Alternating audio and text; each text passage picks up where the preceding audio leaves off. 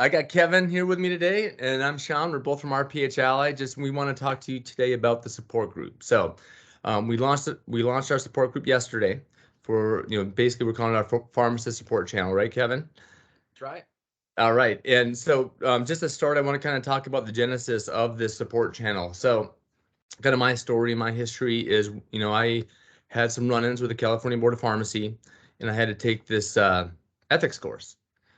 And throughout this, it was like 22-hour ethics course. It was like 14 hours, 2 days, plus 8 hours of material that you had to get done beforehand. And my biggest takeaway that I learned from that was just how we all need accountability partners and a support network, and most pharmacists really don't have that. And then with everything that I've been doing with blood, with pizzas not working over the last year and a half, there has been a lot of just outcry that pharmacists need more support.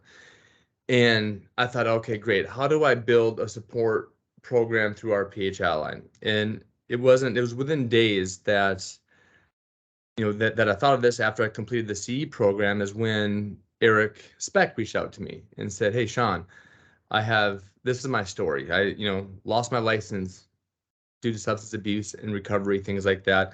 I've been to hell and back with all of this journey that he had to take." And he's like, "And I have all this passion that I want to help pharmacists do the same, like help pharmacists along the way if they're having troubles like this." And I'm like, "Eric, this is perfect. This is perfect timing." And then so we just kind of came together and started thinking about how we're going to create this support channel for pharmacists. And then I think you said it best, Kevin, when we talk about the pharmacist silos we work in. So can you talk about that and how we think this is like the perfect opportunity?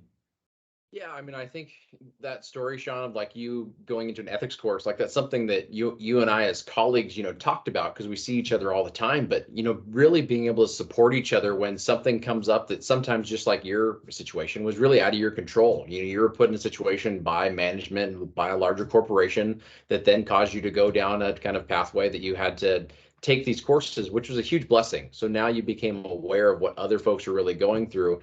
But I think that's what we're missing. Like in pharmacy, we don't know what other people are going through because we're there from 9 to 5. We're doing our job, pushing and grinding as much as possible to be, done with what we need in the hospital, in the retail settings and ambulatory settings.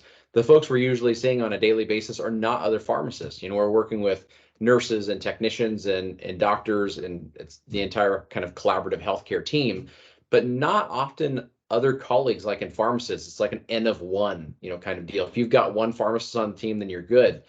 But the problem with that is we don't get to build that rapport. There's some like lunchroom rapport that you can build up in certain, settings, but there's not something that if we're really struggling with something that we can be honest with each other about, trying to help with all the things that can hit us in our careers. I think that, Eric has an incredible background when it comes to understanding all of the hoops and issues that you can encounter, which is why we absolutely love that he's joined us.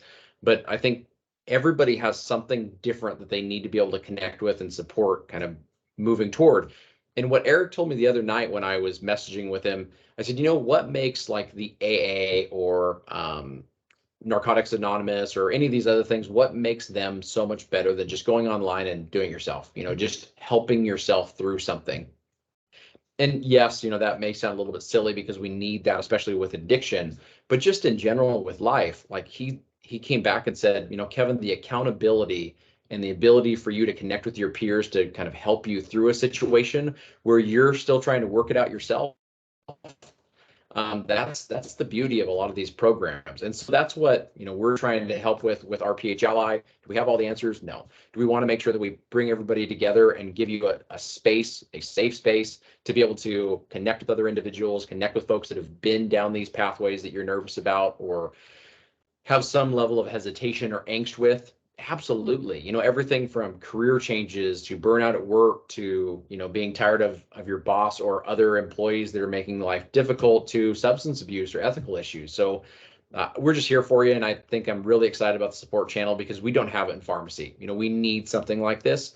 The pizza is not working element has really highlighted like how much we need each other and need to be able to bind together to make things happen. And I'm hoping we can do that through the support channel. Yeah, I mean, that's perfectly said. And it was kind of one of those things where we weren't ready to launch, right? I mean, it was like our resources aren't built out yet the way we want them to be built out, but it was like, we went back to what you said with Eric. It was the peer support that we need to start right now today. So that's why we launched. We're going to build the resources out as we go. And then we're also going to ask you for feedback on like, what else do you need in this channel to help support you? So that's it. I mean, it's just join RPhAlly, join the support group, and just start getting involved and looking for our peers to kind of work with and support each other.